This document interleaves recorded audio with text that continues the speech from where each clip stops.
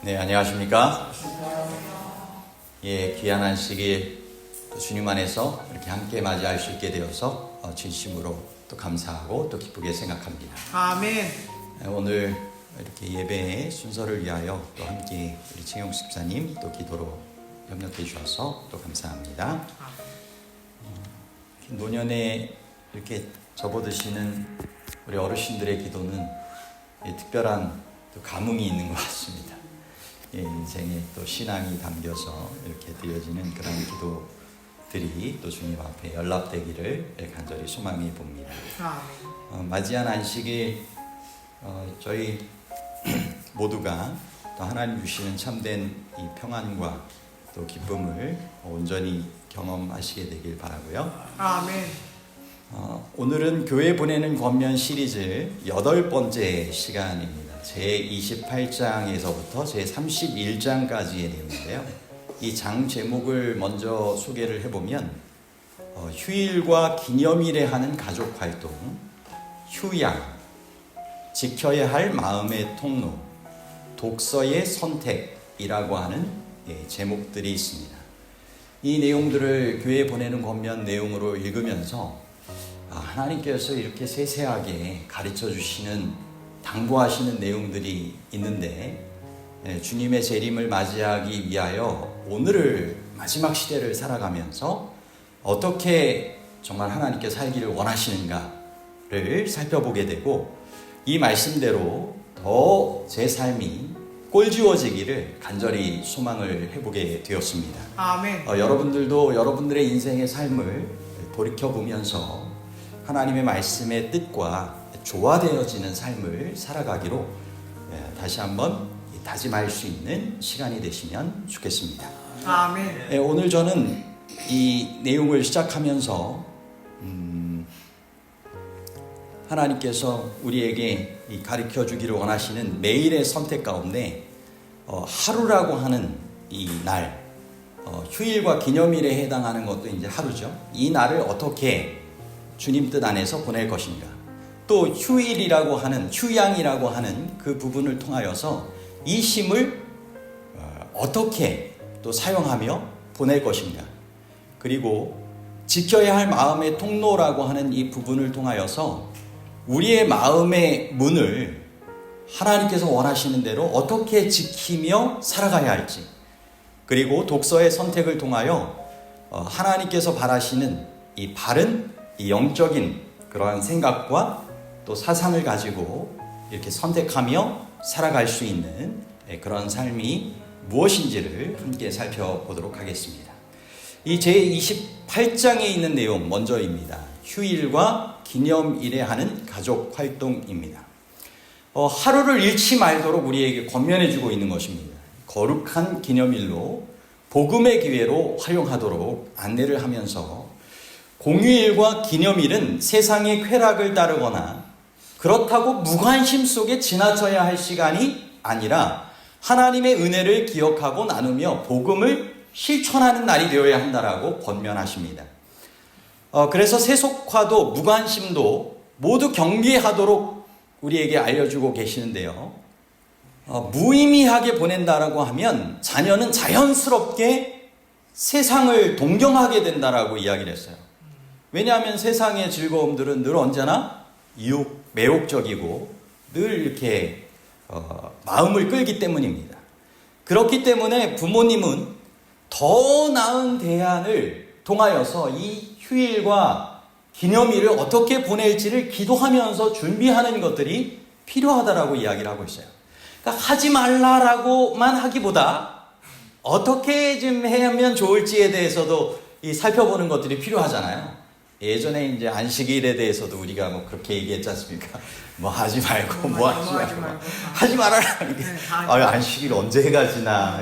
근데 이제 어떻게 안식일을 보내야 할지에 대해서 기도하면서 생각을 해보고 함께 그와 같은 시간을 보내는 것들이 필요하듯이 이 휴일과 기념일에 대해서도 그와 같이 하는 것들이 필요하다라고 하는 것입니다.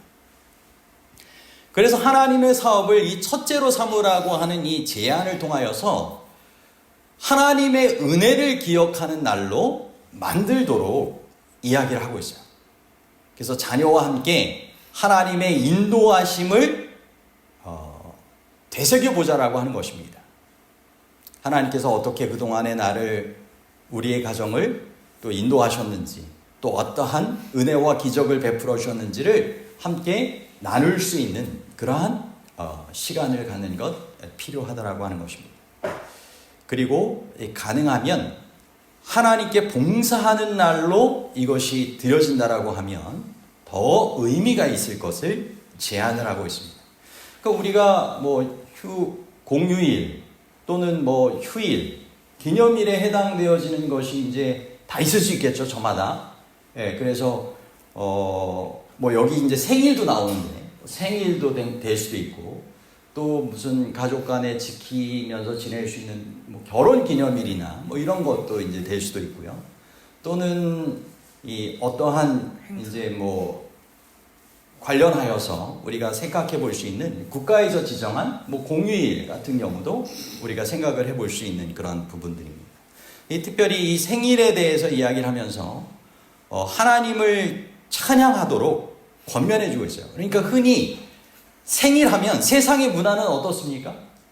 자기 중심적으로 축하하고 뭔가 그 존귀함이 인간에게 돌려져야 하는 것처럼, 아이의 생일이라면 아이에게만 온갖 집중하여서 선물을 주고 또 이렇게 좀 기쁨과 영화를 좀 이렇게 얻게 하는 그러한 시간들로 보내는데, 이보다는 예수님을 더 닮아가는 삶을 살아가면서 하나님과 사람들에게 더 사랑스러워 갈 수 있도록, 그리고 이 땅에 태어나시고 인도하여 주시는 하나님을 찬양하고 더 의뢰하는 시간을 갖도록 제안하고 있는 것입니다.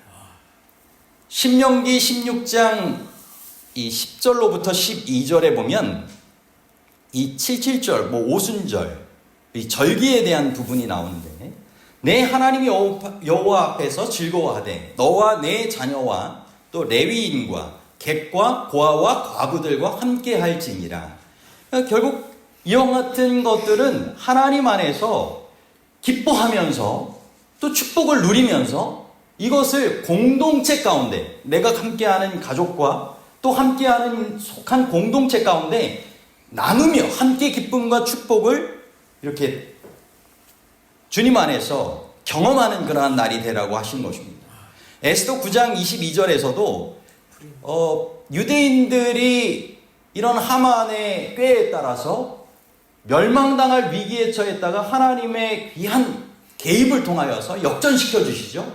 그래서 불임절이라고 하는 것을 그들이 지키게 되면서 이 날을 통하여 평안함을 얻게 되었으니 서로 예물을 주며 가난한 자를 구제하게 되었던 것을 우리에게 알려주고 있습니다. 그래서 이와 같은 이 기념일은 감사와 나눔, 더 나아가 공동체 가운데 기여하는 이런 구제나 봉사의 삶까지 살아가는 것이 하나님의 뜻임을 말씀해 주고 계십니다. 또 누가복음 14장 12절로부터 14절에 보면 예수님께서 이 잔치 식사 자리에 초청하는 정신에 대해서 이렇게 말씀하셨어요. 잔치를 베풀거든 차라리 가난한 자들과 병신들과 저는 자들과 맹인들을 청하라. 그리하면 그들이 갚을 것이 없으므로 내게 복이 되리니 이는 의인들의 부활 시에 내가 갚음을 받겠습니다. 그 축하의 그러한 잔치 자리가 선한 봉사를 위한 자리가 또한 되어질 수 있도록 권면해 주고 계시는 것입니다. 오늘 하나님께서 우리에게 주시는 그러한 축복을 어떻게 활용하는 것이 필요한지 생각해 보도록 권면하는 것입니다. 이 한겨레 이 신문에 2023년 5월 가정의 달에 나온 그런 내용에 보면 가족과의 공휴일이 아이의 정서를 이렇게 바꾸고 영향을 줄 수 있다라고 하는 것을 이야기를 하고 있어요. 그러니까 함께 정서적인 안정과 유대감을 느낄 수 있고 영적으로도 함께 회복을 경험할 수 있는 이런 날이, 이런 공휴일이 되어질 수 있다라고 하는 것이죠. 앤디 크라우치라고 하는 분은 그의 책을 통하여 공휴일은 기술에서 벗어나 하나님의 임재를 느낄 수 있는 가장 좋은 기회이다. 결국은 이 모든 기술이나 이런 문화 가운데 휩쓸려 가지고 이제 지내다가 이 공휴일이라고 하는 이 특별한 빨간 날과 같은 그와 같은 날에 가족 간에 함께 하나님의 임재를 느낄 수 있는 그런 좋은 기회로 활용하는 것들이 필요하다라고 하는 것을 이 권면해 주는 것입니다. 여러분, 공휴일과 기념일 어떻게 보내고 계십니까? 하나님 뜻 안에서 어떻게 보내야 할까요? 그저 피곤함을 덜기 위한 휴식의 날로만 보내는 것이 아니라, 아니면 세상의 문화처럼 그렇게 지내는 것이 아니라, 하나님께서 원하시는 감사와 또 하나님께 찬양을 드리고, 또 주님 주시는 그러한 축복과 또 은혜를 함께 나누며 귀한 신앙의 삶을 더불어 살아가게 될 수 있는 날로 이렇게 보내는 것들이 필요하겠죠. 그래서 이 공휴일에 가족과 함께, 또는 이런 기념일에 가족과 함께 감사 예배 드리는 것들을 우리가 생각을 해볼 수 있겠습니다. 그리고 생일이라고 하면 보다 의미 있는 생일로 보낼 수 있도록 그와 같이 생각을 하고 지키는 것들이 필요할 수 있겠죠. 그리고 가정 사역의 날로 이렇게 운영하면서 함께 주님께서 원하시는 그러한 나눔의 또 봉사의 그러한 삶까지 더불어 살아가면 금상첨화겠죠. 그리고 회상과 결단의 시간을 마련하여서 내가 예수님을 얼마나 잘 닮아가고 있는가, 자녀들이 얼마나 예수님을 닮아가고 있는가, 또 주님께서 보내신 이 땅에 태어나게 하신 그 이유가 무엇이고 또 그것을 잘 이루며 살아가고 있는지를 함께 살펴볼 수 있는 그러한 날로 보내면 좋겠습니다. 그래서 그날이 잃어버린 하루가 아니라 복음을 실천한 하루, 하나님을 기억하며 영광 돌리는 하루로 이렇게 보내면 좋겠죠? 그것이 우리의 선택에 달려 있다라고 하는 것입니다. 휴일과 기념일은 그냥 보통의 하루가 아니라 특별한 의미와 또 이와 같은 주님께서 바라시는 축복의 시간으로 보낼 수 있는 그런 날이 될 수 있다라고 하는 것을 우리에게 강조하여서 알려주신 그런 내용이고요. 다음 제29장에서는 이제 휴양에 대한 부분입니다. 그리스도인에게 참된 쉼이란 무엇인가를 생각해 볼 수 있는 부분입니다. 그래서 그리스도인은 이기적인 쾌락이 아니라 하나님과 이웃을 위한 순결하고 유익한 쉼을 통해 몸과 마음을 새롭게 하며 영적 성장을 도모해야 한다라고 하는 것을 교훈하고 계십니다. 이 참된 쉼은 영혼을 회복시키는 이 거룩한 활동이라고 하는 것을 알려주고 있어요. 그래서 이 쉼도 복음적 삶의 연장이어야 한다라고 하는 것입니다. 그리스도인들은 그들의 수중에 많은 행복의 원천을 가지고 있으므로 어떻게 쉼을 누리고 주님께서 원하시는 이런 삶을 이렇게 오락을 하더라도 이렇게 지내게 하는 것이 합당한지 정당한지를 아주 정확하게 말할 수 있다라고 선지자는 이야기를 하고 있고요. 믿음으로 하나님의 축복을 구하면서 관여할 수 있는 오락이면 위험하지 않을 것이다 라고 하고 있습니다. 그리고 자기 오락만을 위해서 사는 것이 아니라 인류에게 유익을 끼치고 사회에 축복이 되어야 함을 알려주고 있습니다. 그래서 우리의 쉼이 이와 같이 되어야 되는데, 이 빈부가 다 함께 즐길 수 있는 이 휴양에 대해서 이야기를 하면서 자연 속에서 명상하는 휴양, 돈이 많고 적고를 떠나서 다 함께 할 수 있는 부분 아니겠습니까?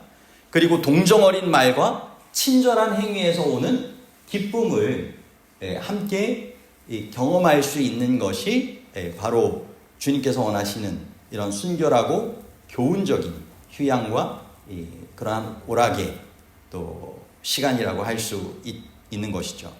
다음으로는 이 교세와 정당한 습관이라고 하는 이 소제목이 있는데, 이 교세가 무슨 뜻일까요? 살펴보니까 이 사귀고 누구 사이에서 이렇게 사귄다. 그래서 서로 관계를 맺고 사귀는 것. 누구와 어떻게 관계를 맺느냐. 이 교제에 대한 부분입니다. 그래서 이 교제를 하는 것이 품성 형성에도 영향을 줄까요? 네, 그렇죠. 그래서 좋은 그런 이 사람들과 하고 이렇게 관계를 맺으면 자연스럽게 그와 같은 영향을 받게 되는데, 회의론자하고 사귀게 되면 곧 의심하게 되고, 죄인들과 사귀게 되면 죄인처럼 자꾸 이렇게 행동하게 되는 그런 삶의 습관들이 생겨질 수 있다라고 하는 것이죠. 그래서 신앙적인 감화를 같이 나눌 수 있는 사람과 이 휴양의 시간을 통하여 잘 사귀는 것들이 필요하다라고 하는 것을 알려주고 있습니다. 저도 가만히 생각을 해보니까 제가 이렇게 이 교제하면서 이 습관에도 영향을 줬던 이런 친구들이 생각이 납니다. 저는 이제 학창 시절에 뭐 설교 말씀 중에도 여러 번 언급도 하고 했었지만, 이 독수리 오형제가 참 친하게 지냈었어요. 그래서 한 교회에 이 학생반에 여학생도 있었지만 남학생이 딱 5명이었어요. 저희가 또래 친구들이. 그래서 우리 친구들이 거의 금요일 저녁부터 이제 안식일이 시작되잖아요. 그러면 어느 집에 같이 가서 뭐 안식일 맞이한다든지 하기도 하고, 때로는 이렇게 함께 교회 갔다가 친구의 집에 가든지 아니면 각자 집에 갔다가 그 다음 날에도 같이 예배 드리고 오후에 이렇게 학생반 활동하고, 뭐 아무튼 안식일을 그렇게 친하게 이렇게 지내고, 그와 같은 이 교제가 지금까지도 아무튼 잘 또 이어지고 있는 그런 부분들이 있습니다. 그리고 그 외에도 제가 함께 교제를 나눴던 뭐 여러 이제 친구들, 또 동료들, 뭐 이렇게 생각도 났었어요. 제가 함께 지구에서 목회자로서 동역하면서 지냈던 그런 분들도, 또 그리고 한 교회에서 이제 전도사님으로서 또는 이렇게 담임 목회자로서 이 동역하면서 또 지냈던 그러한 부분들도 있고요. 서로가 서로에게 그와 같은 이 영향들을, 습관들을 갖게 한다라고 하는 것이죠. 제가 처음에 이제 목회에 나와서 함께 이 정오의 기도 시간을 이렇게 구별하면서 또 지냈던 이 목회 동역자가 생각이 납니다. 아침은 늘 제가 이제 처음 이 목회를 나와가지고 노인대학을 하는 교회에서 3년간을 목회를 했어요. 매일같이 거의 이제 일주일에 딱 한 번, 일요일을 쉽니다. 그 외에는 계속 운전하고 계속 프로그램 돌아가고 하기 때문에 매일 아침마다 가서 예배드리고 또 차량 봉사하고 또 프로그램 봉사하고 이와 같이 하고 나서 또 이와 같은 이제 부분들이 진행이 되는데, 이제 점심시간은 이제 담임 목사님이 계시지 않은 이제 자율적인 그런 시간인데, 함께 이렇게 저하고 목회 동역하던 한 이제 전도사님이 지금은 교수님으로 활동하고 있는데, 저하고 같이 이제 기도하면 좋겠다라고 이 의견이 모아져가지고 늘 기도의 동역자로 이 점심시간마다 정오가 되면 기도했던 그런 기억들이 있어요. 그래서 그와 같은 것들이 이 좋은 그러한 습관과 또 추억으로 이렇게 자리 잡았던 것들도 생각이 납니다. 그만큼 우리가 함께 누군가와 함께 사귀라고 하는 것, 중요한 품성 형성에 영향을 준다라고 하는 것인데, 특별히 휴양을 통하여 이와 같은 좋은 사귐과 교제의 시간을 갖는 것들이 필요하다라고 하는 것을 이야기를 해주고 있는 것입니다. 완전한 휴식과 이기적인 오락에 대해서 이야기를 하면서, 몸이 힘든 이런 삶을 살아갈 때 변화를 위한 그러한 쉼의 시간들이 필요하지만, 흥분과 환란의 유혹은 시험과 올무가 되기에 영적인 재정비의 기회로서 그것이 활용되어져야 함을 알려주고 있습니다. 다음 이어지는 성경 말씀이 그것을 우리에게 증명해주고 있어요. 마가복음 6장 31절에 너희는 따로 한적한 곳에 가서 잠깐 쉬어라. 이 쉼을 말씀을 하시면서 이것은 쾌락이 아닌 이 사명을 위한 재정비의 시간을 갖도록 초청하신 것이죠. 시편 23편 2절로부터 이 3절에 그가 나를 푸른 초장에 누이시며 쉴만한 물가로 인도하시는도다. 이 선한 목자 되신 여호와 하나님을 통하여서 우리에게 참된 쉼이 주어지는데, 그것은 우리의 영혼을 회복시키고 소생시키는 분명한 목적이 있다라고 하는 것입니다. 빌립보서 4장 8절에서 무엇이든지 참되며 정결하며 사랑받을 만하며 칭찬할 만한 것들을 생각하라. 그러니까 우리 안에 갖게 되는 그런 휴양의 시간의 생각들도 거룩한 사색과 감화를 돕는 이 참된 쉼으로 보내도록 권면하시는 것입니다. 디지털 미니멀리즘이라고 하는 그런 부분이 있는데, 요즘 이제 디지털 시대에 여러 정보가 많다라고 하는 거죠. 이것 때문에 이제 좀 과도한 이런 자극과 또 채워지는 그런 부분들로서 이제 문제가 생길 수 있기 때문에, 가능하면 디지털의 그러한 부분들을 좀 작게 이렇게 활용할 수 있도록 휴양의 시간 동안 고요한 사색과 자연 속에서의 활동을 통하여서 회복을 누릴 수 있도록 하는 부분을 우리에게 권면해 주고 있는 부분입니다. 그리고 무의미한 여가, 이것은 이 스트레스를 더 점점 이제 호르몬적으로 증가시키고 더 큰 피로를 유발시킬 수도 있다라고 하는 것을 알려주고 있어요. 우리는 이 쉼의 기준을 좀 세울 필요가 있겠습니다. 여러분, 쉼의 기준을 어떻게 세울 수 있을까요? 저는 이 질문을 통하여서 정말 다시 한번 생각하게 된 부분인데, 그 자리에 예수님을 함께 모실 수 있는가. 이제 쉼의 시간이라 할지라도 이와 같은 질문을 할 필요가 있겠죠? 그래서 우리가 이런 기준을 잘 세우고 그 원칙 안에서 지내는 것들이 필요할 수 있습니다. 자연 속에서의 회복을 경험하는 것, 필요한 부분일 수 있겠죠.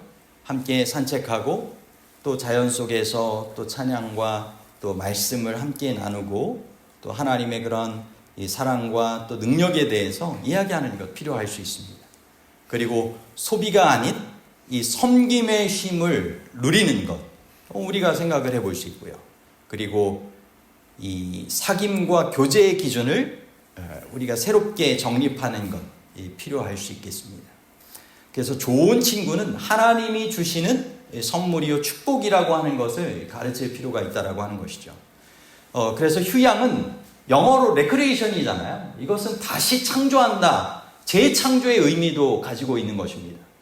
단지 쉰다라고 하는 것이 아니라 다시 살아나게 되는, 소생하게 되는 그러한 의미를 갖는 것이 진정한 휴양이 되어야 한다라고 하는 것을 알려주면서 이 사명을 위한 재충전의 삶이 우리 안에 경험되어지도록 우리에게 축복으로 권면해주고 계십니다.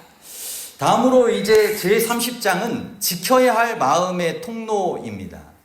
이 마음을 지키는 삶 중요할까요? 거룩한 통로의 문을 닫고 하나님의 뜻에 따라서 열고 하는 것들이 필요하겠죠. 그래서 우리의 마음은 하나님의 성소이며 사탄은 우리의 동의 없이는 결코 침입할 수 없다라고 하는 것입니다. 그러므로 믿음으로 마음의 통로를 지키는 것은 성도의 영적 생존을 위한 절대적인 선택이 된다라고 하는 것을 알려주고 계십니다. 요즘 사람들은 내 감정대로 살아, 너 하고 싶은 대로 해, 자신이 마치 신인 것처럼, 그와 같은 것들이 마음의 그러한 명상, 요가, 또 여러 부분들을 통하여서 이제 되어지는 그런 주문처럼 되어지는 부분이기도 합니다. 하지만 마음이 인생을 결정하기에 마음이 무엇으로 채워지는가에 따라서 삶의 방향이 결정된다라고 하는 것입니다. 생명의 길이 될 수도 있고 또는 파멸의 길이 될 수도 있는데, 마음이 하나님께서 원하시는 말씀과 성령으로 채워진다고 하면 이 생명의 길로 갈 수 있겠죠. 그래서 우리의 승낙이 없는 한 사탄이 우리의 마음을 침입할 수 없다, 침범할 수 없다라고 하는 것을 알려주고 있어요. 그래서 우리의 시선, 청각, 감정, 생각, 관계가 문이 될 수 있기에 이 통로를 잘 지켜야 한다라고 하는 것입니다. 그래서 우리가 승리할 수 있는 방법에 대해서 알려주고 있는데, 용기, 믿음, 백절불굴의 노력, 그리고 무엇보다 그리스도 안에 거할 때 승리할 수 있다라고 우리에게 알려주고 계세요. 아멘. 그래서 잠언 4장 23절에서는 우리에게 이 마음은 생명의 근원이기 때문에 무엇보다 이 마음을 지키도록 권면해주고 계시고요. 요한계시록 3장 20절에서는 하나님께서 이 마음의 문을 두드리고 계신 것을 말씀하고 계시죠. 그래서 하나님조차도 우리의 선택 없이는 억지로 마음의 문을 열지 않으신다라고 하는 것입니다. 문고리가 안에 있는 그런 문과 같다라고도 얘기하죠. 야고보서 4장 7절에 마귀는 대적할 때 비로소 우리 마음에서 물러난다라고 하는 것을 우리에게 알려주고 있습니다. 여러분, 여기 한 사람에 대해서 좀 예화로 좀 설명드리고 싶은 마음이 있는데, 불행한 어린 시절을 보낸 한 여인입니다. 뻐드렁니가 있어서 외모 때문에도 놀림을 많이 당했고요. 8살 때 어머니를, 9살 때는 남동생을, 10살 때는 아버지를 잃었습니다. 하루아침에 그의 가문이 무너지며 모든 것을 잃고 혼자가 되었습니다. 하지만 인생을 저주하지 않았어요. 결혼 후에 6자녀 중에 하나를 잃게 되었고, 또 남편마저 39살의 하반신 마비로 휠체어를 타게 되었어요. 그런데 절망하지 않고 남편을 잘 내조하여서 미국의 대통령으로 당선되게 했습니다. 그것도 미국 역사상 전무후무한 4번의 대통령을 하게 한 이 프랭클린 루즈벨트의 부인, 미국인들이 가장 사랑하는 영부인 엘리너 루즈벨트라고 하는 여인입니다. 이 여인은 이런 장애 속에, 어려움 속에서도 절망 대신 마음의 방향을 잘 지켜낸 사람이에요. 그가 이런 말을 했습니다. 미래는 자신이 가진 꿈의 아름다움을 믿는 자의 것이다. 결국 인생은 마음의 문을 무엇에, 누구에게 여느냐에 따라서 자기의 인생이 결정되어진다라고 하는 것입니다. 내 마음의 문지기는 누구입니까? 예수님. 하나님, 예수님이라고 하고 자기는 뭐예요? 제 마음의 문지기는 자기입니다. 그죠? 바로 나입니다. 이 오감을 통제하도록 잘 훈련하는 것들이 필요할 수 있겠죠? 그리고 5분 내 마음을 잘 점검하는 것, 내가 듣고 또 보고 나누고 하는 그런 것들을 점검해 보는 것 필요할 수 있겠죠? 그리고 믿음의 교제를 우선시하는 것 필요할 수 있을까요? 이것이 우리의 생각과 또 습관을 결정할 수 있는 부분이기 때문에 신앙 안에서 믿음의 교제를 나누면 그만큼 도움이 될 것입니다. 그리고 자녀의 마음의 통로를 잘 지도하는 것 필요할 수 있겠죠? 그래서 이 사탄의 유혹보다 하나님의 임재를 경험할 수 있도록 우리의 마음의 통로를 잘 지키고 이렇게 주님 뜻 안에서 살아가게 되기를 간절히 바랍니다. 아멘. 맨 마지막으로 이제 제31장입니다. 독서의 선택입니다. 무엇을 읽는가가 곧 누구인가를 결정한다라고 하는 것입니다. 독서는 마음의 문을 여는 영적인 행위가 될 수 있고, 그 선택은 품성과 영생의 방향을 결정할 수 있다라고 하는 것입니다. 그래서 독서는 영혼을 형성하는 통로이기에 무슨 책이든지 다 괜찮다. 많은 청년들이 그냥 뭐 손에 들어오는 대로 그냥 이목을 집중시키는 대로 또 추천받는 대로 이렇게 읽게 되는 그런 경우들이 있는데, 이 적당하지 못한 독서로 이 부패하게 될 수 있다라고 하는 것을 알려주고 있어요. 위험에 처할 수 있다라고 하는 것이죠. 오늘날은 이 특별히 종이책뿐만이 아니죠. 이 뭐 스마트폰을 통해서도 그렇고 뭐 여러 다양한 독서의 형태들이 있을 수 있습니다. 뭐 보게 되는 그런 기사 내용이라든지 뭐 블로그의 글이라든지 뭐 여러 가지 것들이 있을 수 있잖아요. 이런 것들이 우리의 정신과 또 가치관에 영향을 줄 수 있다라고 하는 것입니다. 그래서 이 불건전한 이 독서의 영향이 무엇일까? 그것은 신앙을 무디게 하고 하나님과 멀어지게 한다라고 하는 것입니다. 그래서 영혼을 멸망시키는 이 독서에 대해서 이 소제목으로 우리에게 알려주고 있어요. 그것은 이 마음의 영혼을 파괴하는 독과 같아서 종교를 조롱하게 하고 또는 감정적이게 되고 선정적으로 육체의 정욕을 이렇게 자극하게 되고 또 인본주의적인 그런 생각을 갖게 하면서 결국은 품성을 파괴하게도 된다라고 하는 것입니다. 그러므로 훈분적인 이야기 책들을 읽는 이 위험성에 대해서 이와 같이 알려주고 있어요. 현실의 책임을 회피하게 하고 신앙적인 진지함을 무디게 한다라고 하는 것입니다. 이것이 비단 책뿐만이 아니겠죠. 요즘 뭐 온라인 게임들 많이 하지 않습니까? 그렇게 되면 현실 감각이 막 떨어지잖아요. 그죠? 신앙적인 관심도는 막 무뎌지게 되고 다 그런 것 아니겠어요? 이 마찬가지죠. 이 책들도 그런 영향 중에 한 부분이 될 수 있다라고 하는 것입니다. 그래서 책 중에 책, 성경을 최고의 교훈서, 생명의 법칙을 담고 있는 하나님께서 주신 책으로 이렇게 마음 가운데 받아들이고 지내는 것이 중요함을 강조하고 계십니다. 시편 119편 105절에 성경은 모든 독서 중에 가장 안전한 길잡이가 될 수 있다라고 하는 것을 알려주고 계시죠. 주의 말씀은 내 발에 등이요 내 길에 빛이니이다.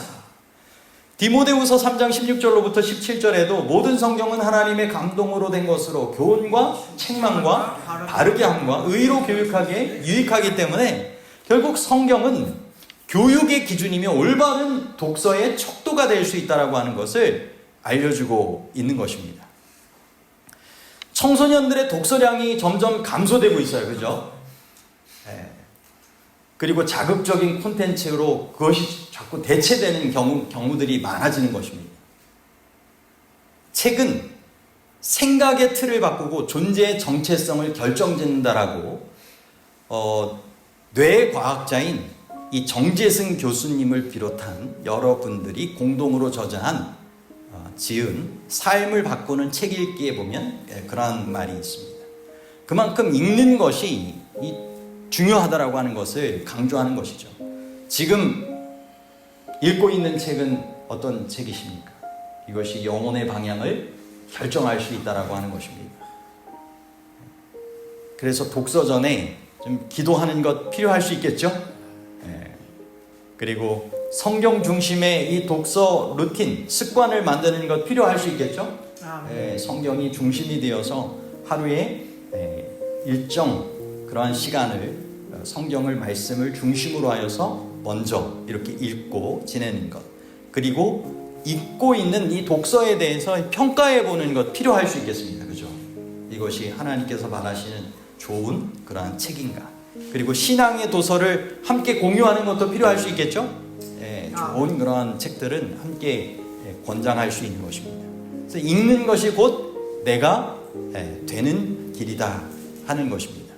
그래서 독서는 취미가 아니라 이 구원의 경로가 되기 때문에 이 책 중에 책인 하나님의 말씀 성경이 중심이 되게 하고 또 하나님께서 또 기뻐하실 만한 좋은 신앙의 서적들, 또 좋은 그러한 이 시대적인 그러한 책들을 읽고 마음의 양식과 영혼의 양식을 삼고 지내는 것들이 필요함을 알려주고 있습니다.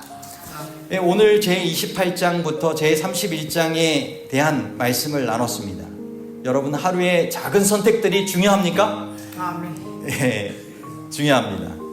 여러분, 휴일, 기념일을 보내는 방식 중요하죠?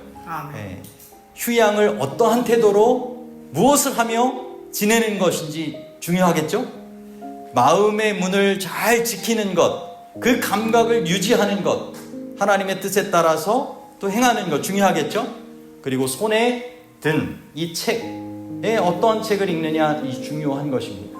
여러분, 하루를 영혼을 위한 시간으로 알맞게 활용하실 수 있게 되기를 바랍니다.